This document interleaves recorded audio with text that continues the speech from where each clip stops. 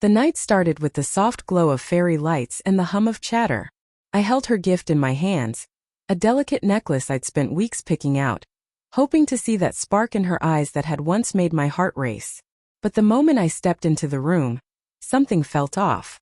She was laughing, yes, but there was a strange warmth in her smile, the kind that didn't reach her eyes when they met mine. Then came the text. I'd been standing by the door for less than a minute when my phone buzzed. It was from an unknown number. Don't let him ruin tonight. Just wait. I stared at it, thumb hovering over the reply button, heart thudding. Who was it? And why did it feel like a warning rather than a message? I pushed it aside, telling myself I was imagining things. It was her birthday. This was supposed to be a celebration. And yet, a small voice in the back of my head whispered doubts I didn't want to hear. Dinner was lively, filled with her closest friends, laughter, clinking glasses. But her phone kept buzzing under the table. She glanced at it quickly, just a flicker of attention, and then slipped it into her lap. Each time I reached for conversation, she smiled and nodded. But there was a tension, a distance I couldn't ignore. And then he arrived, her boss, Martin. Tall, confident, the kind of man whose presence could dominate a room without effort. I noticed the way she lit up when she saw him, a light that had nothing to do with me. I tried to dismiss it. I told myself bosses sometimes got carried away with charm, but deep down I felt a cold twist of unease. Dinner passed in a blur, polite smiles, forced laughter. Then came the toast. Martin raised his glass, and I felt my stomach tighten, the unease crystallizing into something I couldn't ignore. To Jenna, he began, his voice smooth, practiced. The brightest star in our office. I've had the pleasure of knowing her professionally, but I must say tonight seeing her with Wasim, it's inspiring. He paused, a smile tugging at the corner of his lips. It's rare to find someone who truly completes another person. Someone who brings out the best in them. And yet there are moments you wonder if one person's happiness might secretly belong somewhere else. The words hit me like ice.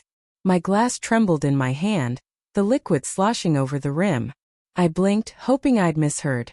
But the subtle glances between him and her, the slight flush on her cheeks, told me everything. I left the table quietly, my chair scraping against the floor. My hands were shaking as I slipped outside, the cold night air hitting my face, and I tried to make sense of it. Could it really be true? No, this had to be my paranoia. She had never given me reason to doubt her, had she? But the words lingered, slicing into memories I thought were safe. The late nights at work, the sudden meetings she couldn't explain, the way she laughed a little too easily at his jokes. It all replayed like a cruel montage in my mind. I walked home that night, each step heavier than the last.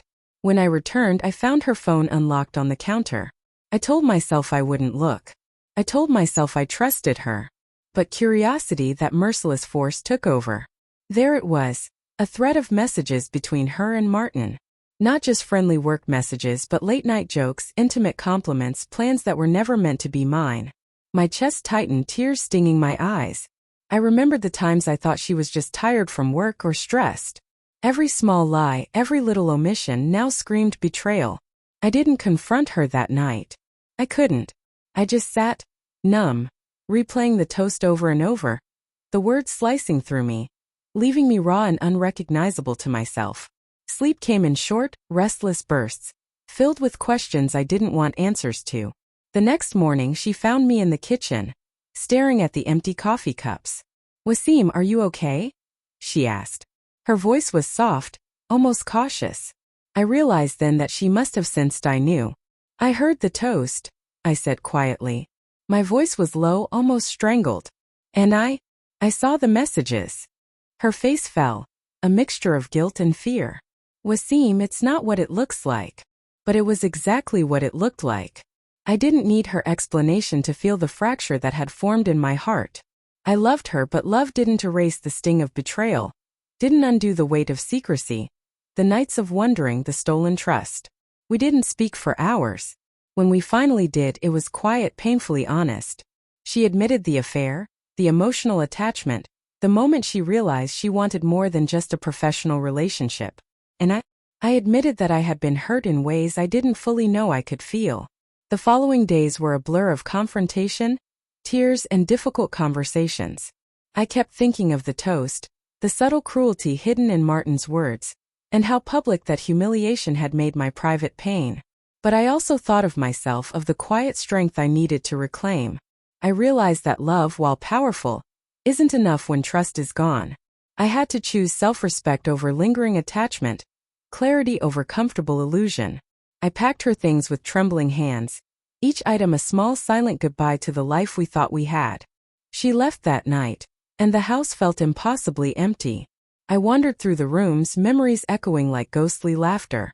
But there was also relief, painful yes, but a relief that came from seeing the truth, from no longer living in the shadow of doubt. Months later, I still feel the sting when I remember that night, when I remember the toast and the way it unveiled a reality I never wanted to face. But I also remember the strength it forced me to find.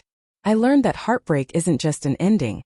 It's a beginning, a brutal but necessary path toward reclaiming yourself. And somewhere deep down, I know that one day, I'll smile again without ghosts whispering in my mind, without the memory of betrayal weighing down every laugh. Because even in the rawest, most intimate heartbreak, there is the chance to rebuild quietly, painfully, beautifully.